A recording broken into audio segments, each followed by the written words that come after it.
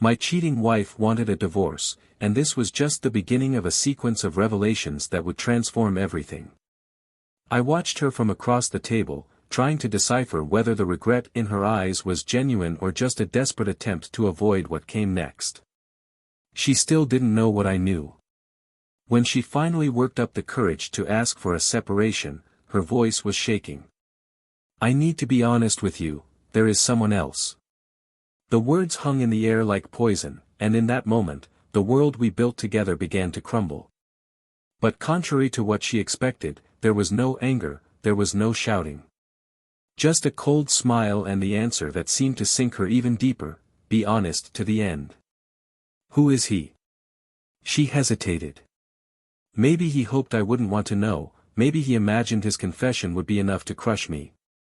But when she finally said his name, the truth began to take shape, solid and sharp as a blade. He wasn't just any other man. It was someone I knew, someone who had infiltrated our lives with fake smiles and intentions that I suspected were dark. Her betrayal was one thing. His was completely different.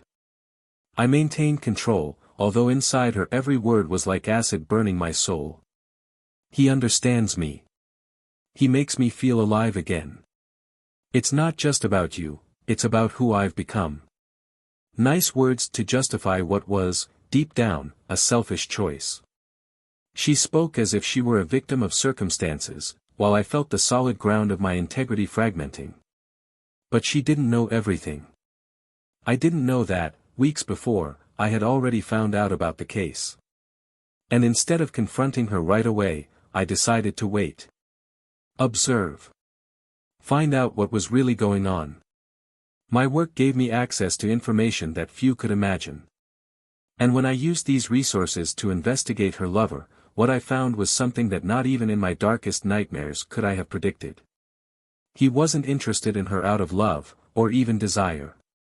He had a plan. A plan that involved manipulation, financial gain and, ultimately, the destruction of everything she and I had built. My first reaction was to confront her about it. Showing that she was being used, that the man she was willing to destroy our family for was nothing like she imagined. But something held me back. A cold, calculated instinct. I wanted her to see it for herself. I wanted her to feel the same desperation and betrayal that I was feeling. So, I continued to pretend. We continued our routines as if everything was fine, while I worked in the shadows, preparing the perfect moment to expose everything. For weeks, I watched the two meet, exchange messages and laugh as if the world were theirs. Every laugh, every touch, was a stab in the chest, but I endured it. Because I knew the moment of justice would come. That night, when she came home earlier than expected, I thought she was going to confess everything to me. But no.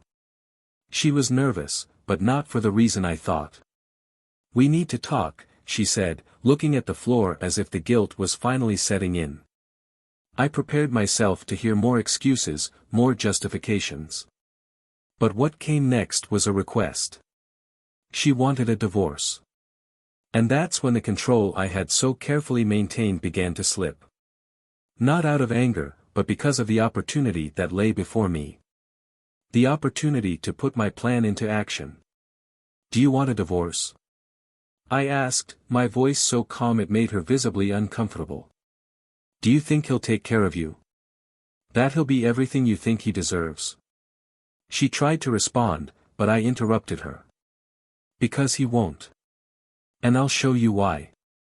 The shock on his face was a glimpse of what was to come.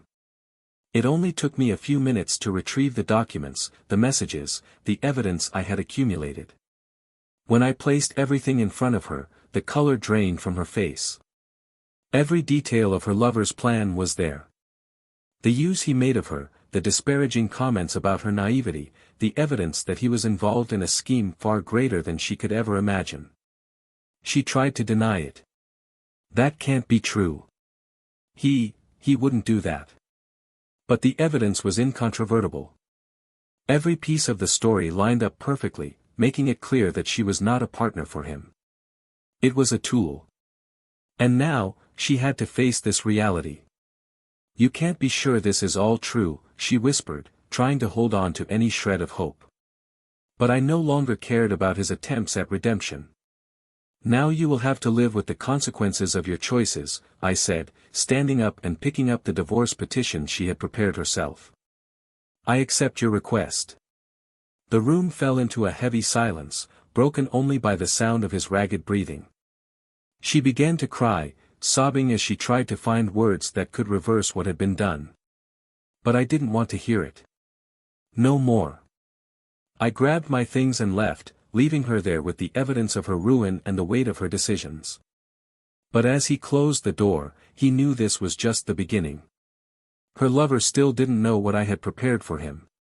What he thought would be a masterstroke was about to turn into his biggest defeat. I had a plan for him too, and when the time came, he would regret ever crossing my path.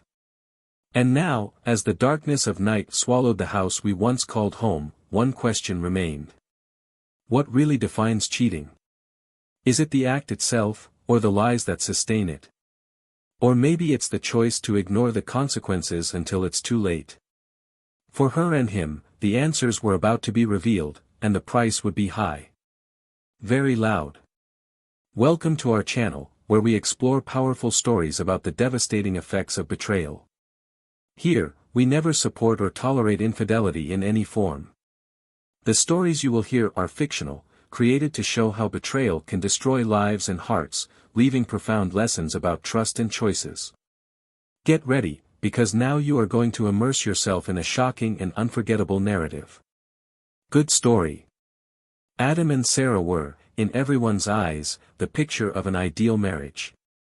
He, a focused and disciplined businessman, had built his business practically from scratch, transforming a small local store into a thriving retail chain. She, charismatic and charming, was the soul of any social event, with a smile that seemed to light up any room. Together, they seemed indestructible, the kind of couple other people silently envied.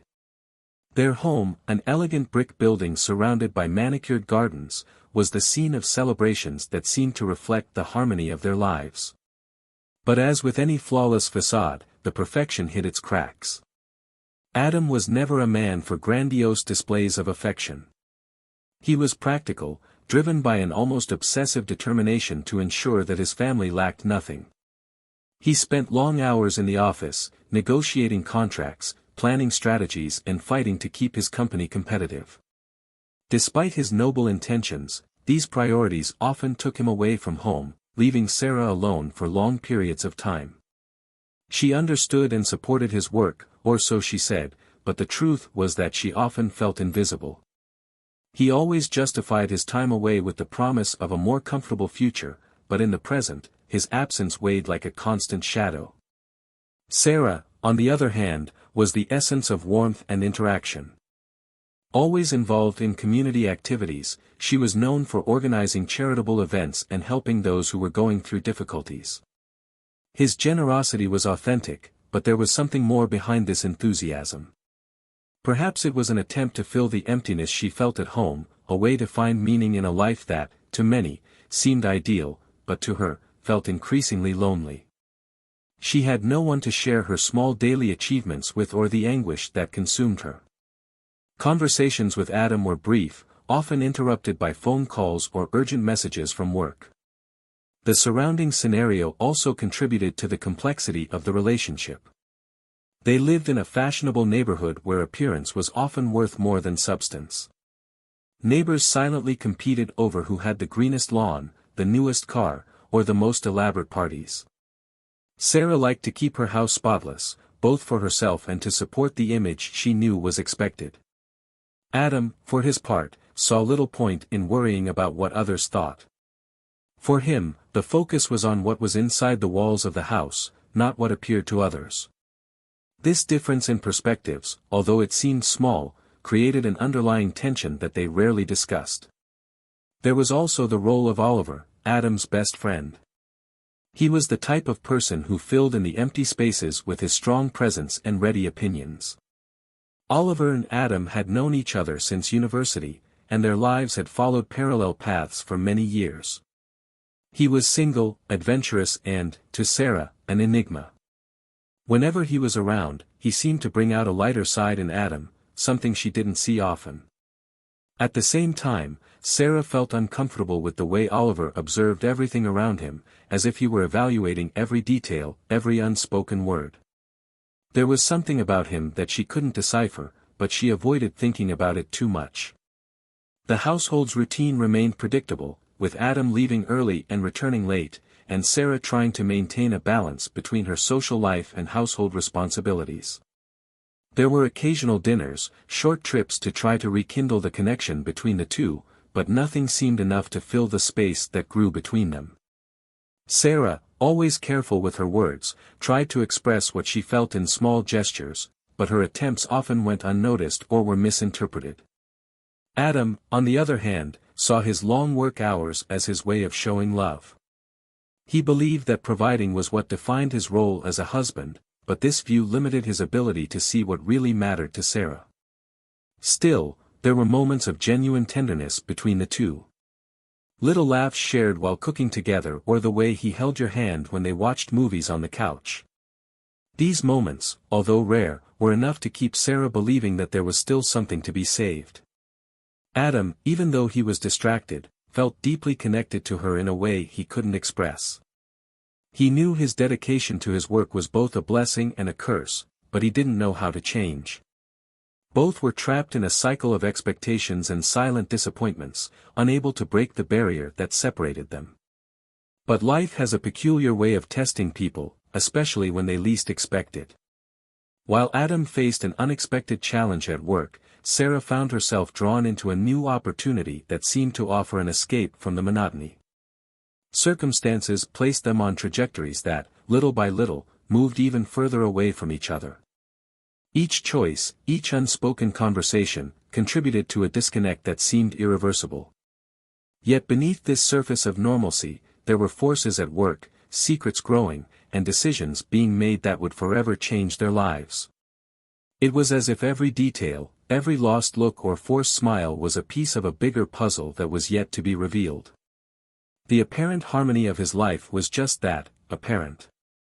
They both felt it in different ways, but neither of them knew how to turn that intuition into action. The silence between them was both a protection and a barrier, something they both feared facing directly. The atmosphere in their home, once welcoming, now seemed charged with unspoken tension. Every sound seemed to echo louder, every silence lasted longer than it should have. It was as if something was about to happen, but no one wanted to take the first step to find out what. Adam remained immersed in his roles, while Sarah was divided between her social life and reflections on what she really wanted for herself. They both walked as if they were on the edge of a cliff, not knowing whether to step back or jump. Time seemed to speed up and slow down at the same time, while their lives continued like a tensioned rope, about to break. And although none of them could predict what was coming, there was an unsettling certainty that once the truth was revealed, nothing would be the same again. Adam and Sarah's days continued in a routine that, although predictable, seemed to carry something indefinable. Small details began to catch Adam's attention, like the hurried way Sarah got ready to go out, even when there weren't such important commitments, or how she seemed to avoid looking directly into his eyes during conversations. He tried to ignore these thoughts, chalking them up to the stress of work and the exhaustion they both felt. But somewhere in his mind, doubt was planted like a seed growing slowly and silently. Sarah, in turn, felt the weight of the choices she had been making. With each passing day, the distance between her and Adam seemed to widen, like an abyss that neither of them knew how to cross. She told herself that she wasn't hurting anyone, that she deserved this little escape from the suffocating monotony of her life. But at the same time, I knew I was walking a thin and dangerous line, where any wrong move could have devastating consequences. Still, there was something irresistible about the feeling of being wanted, of feeling alive in a way that had long ago seemed to disappear from her reality. It was on a cloudy afternoon, while Adam was organizing some documents in his office, that he saw something that caught his attention. Sarah's phone, left on the dining table, vibrated with a notification. It wasn't in his nature to eavesdrop, but something about that message seemed out of the ordinary. He approached with the intention of ignoring it, but curiosity got the better of him. The name on the screen was that of a contact he didn't recognize, and the preview message left his breath caught, "Looking forward to seeing you again. Yesterday was incredible." At first, Adam was frozen, staring at the screen as if it could offer some logical explanation that would ease the tightness he felt in his chest. He knew he wasn't the type of person to imagine things. Something was going on, and that little piece of evidence seemed to be just the tip of the iceberg. Determined to understand what was going on before confronting her, he put the phone back and began to look more closely at Sarah's patterns. He began to notice how she went out more frequently, how she avoided certain topics and how she seemed to always be distracted, lost in thought. Adam's restlessness grew every day. He didn't want to believe that Sarah was capable of something so devastating. They had a history, a life built together, promises made in front of friends and family. But at the same time, he couldn't deny the signs. He began to put the pieces together methodically, as he did in business. He reviewed her schedule, mentally questioned the justifications she gave for her absences and realized that there were gaps. Little holes in her narrative that now seemed impossible to ignore. One day, while Sarah was getting ready for another of her outings, Adam tried a more direct approach. He casually asked where she was going and if he could accompany her. Her smile was tense, almost forced, as she replied that it was a meeting with friends and that he would probably be bored. He nodded, but inside he felt something break.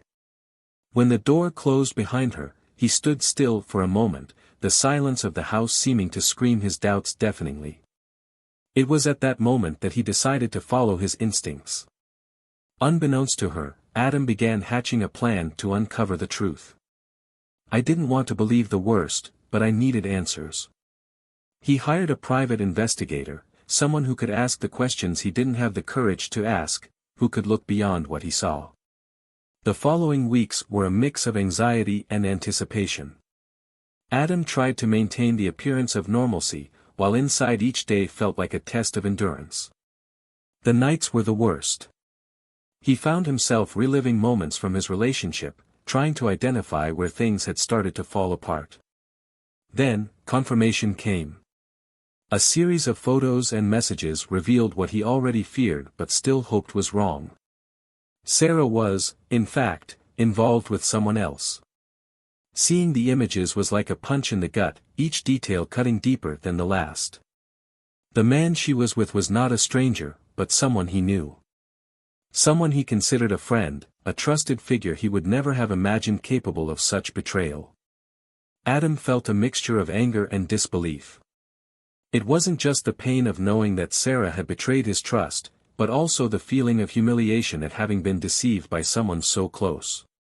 He spent days reviewing the information, trying to decide how to act. A part of him wanted to confront them immediately, expose the truth and demand explanations. But another, more calculating part wanted to wait. "I wanted them both to feel the weight of their choices, to face the consequences of their actions fully and inescapably." When Sarah returned home that night, he looked at her with a different look. She seemed calm, even content, as she talked about the day. But Adam saw beyond that. He saw the layers of lies she had been building, the carefully crafted excuses to cover her steps. He listened in silence, each word of hers seeming emptier than the last. While she went up to her room, he stayed in the living room, staring into space, knowing that from that moment on, nothing would be the same. The final confrontation was inevitable, but Adam knew it wasn't time yet. He needed to wait for the right moment, the one when the truth could no longer be avoided or distorted. Meanwhile, he began to lay the groundwork for what came next, each decision made with cold, determined precision. He knew that when the time came, there would be no more room for lies or excuses. Just the naked truth, with all its consequences. And he was prepared to face it, even if it meant destroying everything that had once been his life. The night was silent, with the heavy air of tension hanging over the house. Adam sat at the dining room table, his hands tightly clasped, as if trying to remain calm in the face of the storm he knew was about to unleash. The silence was broken only by the sound of the clock, whose hands seemed to move excruciatingly slowly. When Sarah walked through the door, a tentative smile on her face, Adam felt a lump tighten in his throat. He knew this was the moment he had been preparing for weeks. Every word, every movement, had to be meticulously calculated. Sarah tried to look casual as she set her bag on the couch, but something about her demeanor seemed out of place. She glanced at him quickly, as if trying to gauge his mood, and said she needed a shower before dinner. Adam remained silent for a moment before finally breaking the ice. "Can we talk before then? It's important." The seriousness in his voice froze Sarah in place, her eyes betraying the calm she was trying to display. "Of course," she replied, hesitantly, before sitting down across from him. Adam took a deep breath, his gaze fixed on hers. "I know about you and Oliver," he said, bluntly. The reaction was immediate. Sarah's face drained of color, her expression alternating between shock and fear. "What?" she muttered, but her wavering voice was proof enough of her guilt. Adam leaned forward, the tone of his voice firm and unwavering. "I said I know. I know about the meetings, the messages, the lies. There's no point in denying it, Sarah." She tried to speak, but the words seemed to stick in her throat. His eyes filled with tears as he stammered incoherent apologies. "It wasn't what you think. I was confused, Adam. Things between us. I felt so alone." He interrupted her, his voice thick with pain. "Alone? You had me, you had our home, our life together.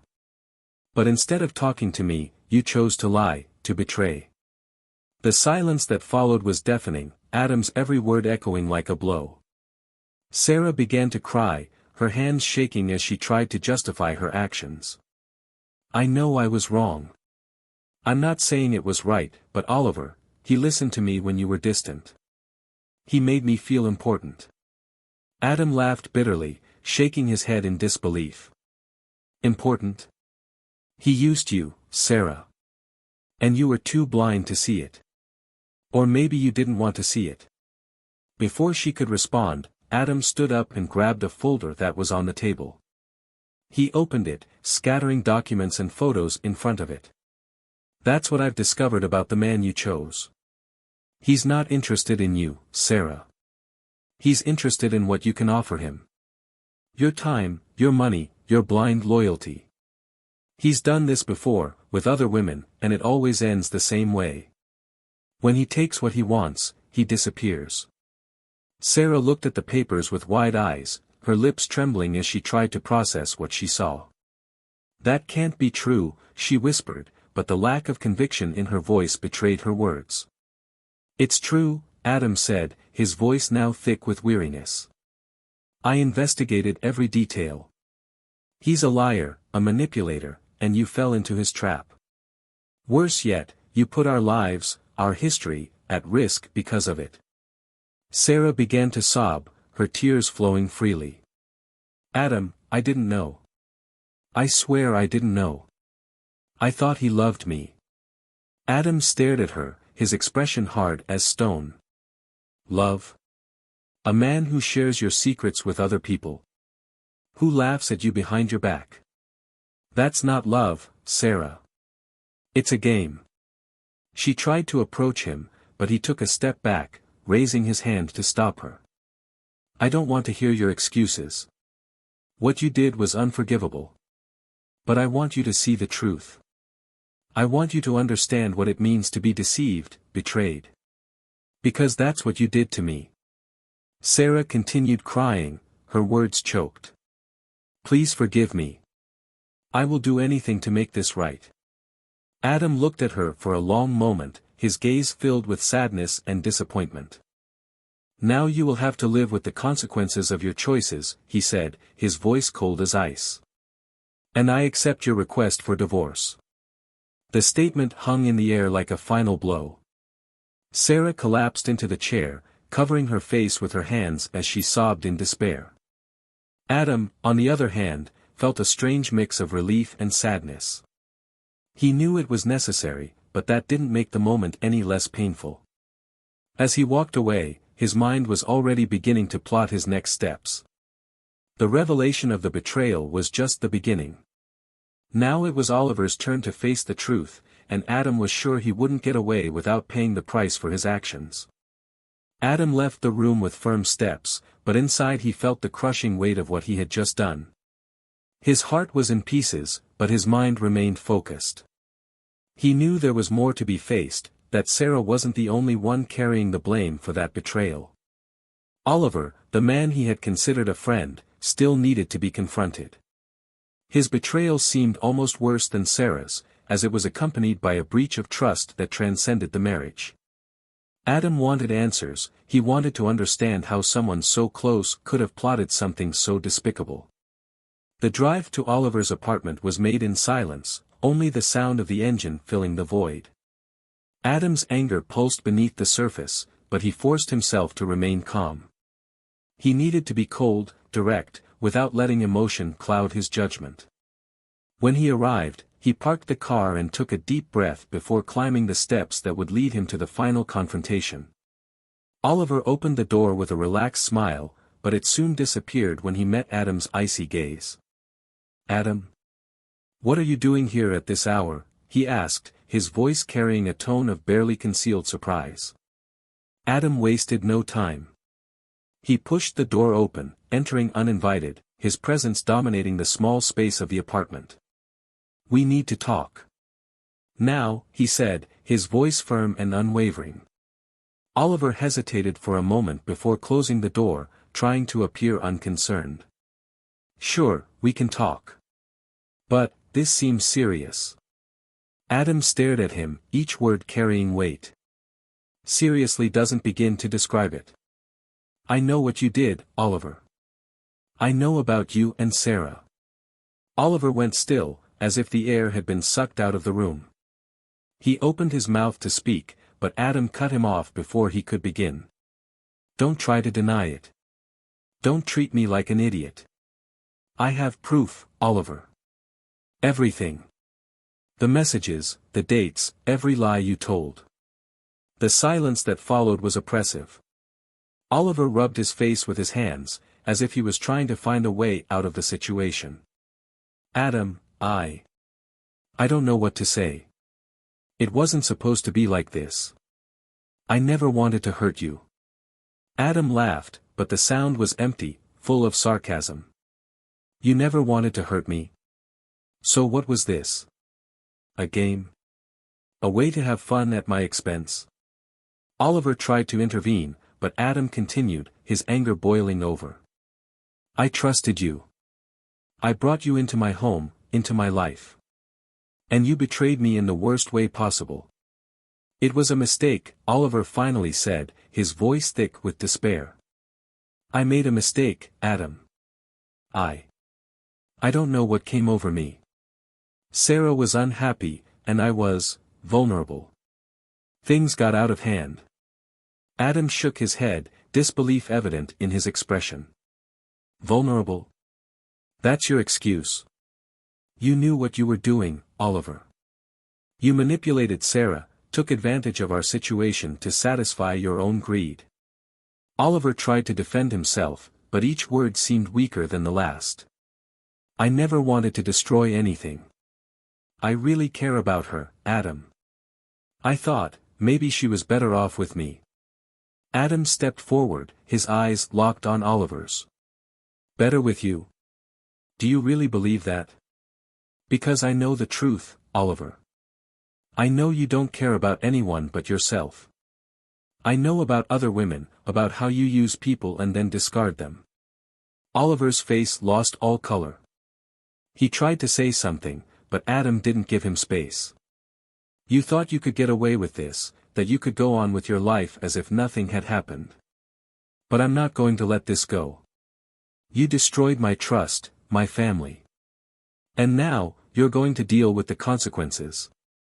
Oliver fell silent, his expression revealing that he knew there were no more excuses to be made. Adam, on the other hand, felt a weight begin to lift. He had confronted the truth, faced the man who had destroyed so much, and now it was time to move on. As Adam left the apartment, he felt a strange mix of relief and sadness. The anger was still there, but there was something stronger growing inside him. A determination to rebuild his life, to find a way to move forward, despite the pain he carried. He knew the road would be long and difficult, but he was ready to face it, one step at a time. Upon leaving Oliver's apartment, Adam felt the cold night air envelope his face, but what hit him most was the feeling of emptiness that seemed to grow inside him. He walked slowly to his car, the keys twirling in his hand like a useless distraction. Each step seemed to weigh more than the last, as if he were moving away not just from a physical place, but from everything he had once considered familiar and safe. The confrontation with Oliver had brought a strange sense of relief, but it also left a bitter taste in his mouth, a confirmation that, no matter how much he sought answers, no explanation or excuse would be enough to erase what happened. He got into the car, but didn't start the engine right away. He stayed there, in the dark, just listening to his own breathing and trying to organize the thoughts that were accumulating in an uncontrollable whirlwind. It wasn't just Sarah's betrayal that devastated him, but also the realization that his own life seemed built on much weaker ground than he imagined. All the certainties he once had about himself, his marriage and even the people he chose to trust were now in pieces. It was as if the foundation he had spent years building had been demolished in a single instant, leaving behind only ruins that he didn't know how to rebuild. When he finally started the car, Adam didn't have a destination in mind. He drove through the almost deserted streets, the silence of the city echoing the emptiness he felt. The lights passed quickly, but he barely noticed them, lost in his own thoughts. The image of Sarah crying in despair was still fresh in his mind, as were Oliver's words, which sounded more like flimsy apologies than genuine regret. He wanted to feel angry, he wanted his indignation to keep him strong, but what dominated now was a deep tiredness, an exhaustion that seemed to affect not only his body, but his very essence. Finally, he stopped at a park where he used to take Sarah in the early years of their marriage. It was a small place, with worn wooden benches and trees swaying gently in the wind. He sat on one of the benches, resting his elbows on his knees and burying his face in his hands. He felt pressure behind his eyes, but the tears didn't come. Not because the pain was small, but because it felt too big to express. He stayed there for a time he couldn't measure, just breathing and trying to find some meaning in the chaos his life had become. The phone vibrated in his coat pocket, interrupting his thoughts. He took it out reluctantly, expecting another message from Sarah or, perhaps, something from Oliver. But it was a message from a close friend, someone he hadn't seen in months. The message was brief, just a casual question about how he was doing and an invitation to talk. For a moment, Adam considered ignoring it, but something made him respond, perhaps the need to connect with someone who still felt genuine in his life. They arranged to meet the next day, and for the first time that night, Adam felt a spark of relief.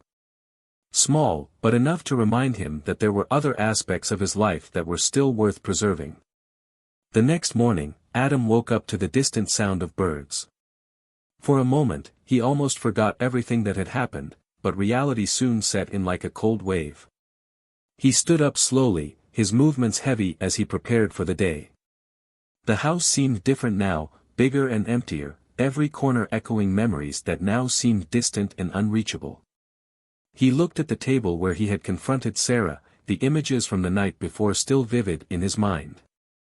Part of him wanted to erase everything, start over somewhere where no one knew him, but another part knew that running away wasn't a solution. The meeting with his friend provided a welcome distraction. They made small talk, avoided sensitive topics, and for a few hours Adam could almost feel normal again. But as he listened to his friend talk about plans for the future, he found himself thinking about what his own future would be like. He knew he needed to make difficult decisions, not just about Sarah and Oliver, but about himself. What did he want for his life from that moment on? Who did he want to be? These questions followed him back home, where he found Sarah waiting for him in the living room. She seemed calmer, but there were still traces of uncertainty on her face. "We need to talk," she said, her voice low, almost pleading. Adam watched her for a moment before sitting down across from her. "Say what you have to say," he replied, his voice controlled but firm. Sarah began to speak, her words filled with regret and sadness. She explained how lost she felt, how things between them had changed over the years. She talked about loneliness, about the moments when she wished she had spoken to him but didn't know how. "I'm not trying to justify what I did," she said, her hands shaking as she spoke. "I know it was wrong, and I know you might never be able to forgive me. But I needed you to know that I never stopped loving you. Even when I was making the worst mistakes, a part of me still loved you." Adam listened to her in silence, his face expressionless as she poured out her emotions. When she finished, he took a deep breath and responded. "I don't know if love is enough to fix this, Sarah. Not after everything that's happened. I don't know if I can look at you and see the person I married. And this isn't just about you. It's about me too. I need to find out who I am without you." The silence that followed was dense, filled with everything that could not be said. Sarah seemed about to speak again, but Adam stood up before she could. "I'm going out for a while. I need space to think," he said, picking up his jacket and walking toward the door. Sarah didn't try to stop him. She just stood there, watching as he left, the pain evident on her face. As Adam drove away, he felt something shift inside him. It wasn't exactly hope, but an acceptance that what had happened could not be undone. He didn't know what the future would be like, but he was determined to face it, one day at a time. And as the sun began to set over the horizon, he finally felt like he was taking the first step toward leaving the past behind. Time passed like a slow, inexorable tide, taking with it the fragments of the life Adam and Sarah had built together. Adam had left home the night he decided he needed space, but the emptiness he found in Sarah's absence was no less painful than the betrayal he had faced. He rented a small apartment, far from the memories embedded in every corner of the house he had once called home. There, he began to rebuild his life, piece by piece, like someone who finds meaning in rearranging shards of broken glass. Sarah, on the other hand, was forced to face the reality of her choices. The home where he once felt comfortably in control now felt like a hostile place, a constant reminder of what he had lost. The days were filled with silence, each corner carrying the echo of moments that now seemed so far away. She tried to resume her routine, but everything felt empty.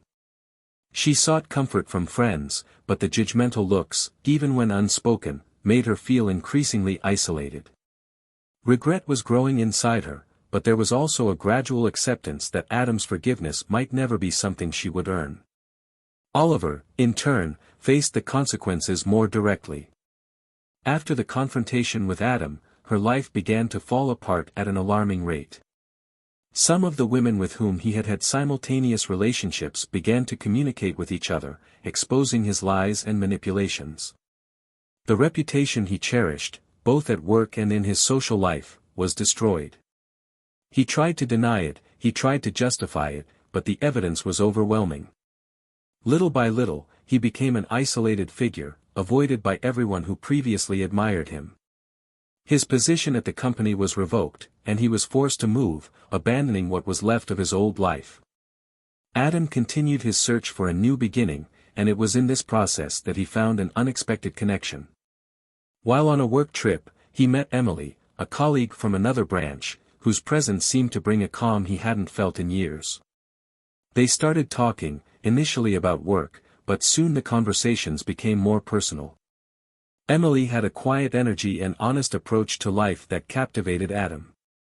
She didn't pressure him to talk about his past, but she also didn't shy away when he shared snippets of it. Little by little, she became a constant presence, someone he came to deeply value. Adam and Sarah's divorce was finalized relatively smoothly. He didn't seek revenge in the courts, he just wanted it all to end so they could both move on. Sarah accepted the terms without resistance, aware that she had already caused enough pain. After signing the papers, she went home and allowed herself to cry, not just over the loss of Adam, but over the loss of herself in the process. She began seeking therapy, determined to understand why she had made the choices that led her there and how she could rebuild her life in a more honest and authentic way. For Adam, the future finally started to look brighter. He and Emily began to build something new, with a foundation of trust and mutual respect. It wasn't easy for him to open up again, but she supported him every step of the way, showing patience and understanding. Together, they started planning small trips, discovering the world alongside each other. Adam felt that, for the first time in a long time, he was rediscovering the joy and lightness he thought he had lost forever. Sarah also began to follow her own path. Therapy helped her face her fears and insecurities, and she was finally able to forgive herself, something she never thought possible. She began to get involved in community projects, using her time and energy to help others who were facing difficulties. This work brought her a renewed sense of purpose, something she hadn't felt in years. Although she knew she could never erase what she did, she was determined to be a better person, not to seek redemption, but because it was what she needed to move forward. Oliver, however, did not find the same peace. He was forced to face the full impact of his actions, but seemed unable to accept his own responsibility. His life continued to disintegrate, and he became increasingly distant from people, trapped in a cycle of denial and self-justification. The last news Adam heard about him was vague, mentioning that he had moved to a distant city, trying to start over without really learning from his mistakes. Adam, now in a more emotionally stable place, looked back on the past with a mixture of sadness and gratitude.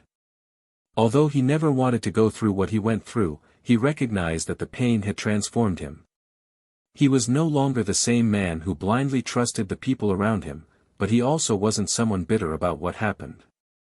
He had learned the importance of protecting himself, but also the need to make space for love and connection, even when it involved risks. As he watched the sun set beside Emily, he felt a peace that seemed almost surreal, but genuine. The past was there, a constant reminder of where he had been, but the future was in front of him, full of possibilities. He didn't know what would come next, but for the first time in a long time, he was eager to find out. And now, we want to know what you thought of this story. Leave your comments sharing your opinion and how this story impacted you. Don't forget to subscribe to the channel to follow more stories like this, created to show how our choices shape our lives. Remember, our channel does not support any type of betrayal, but believes in the power of stories to bring deep reflections on life. Until next time.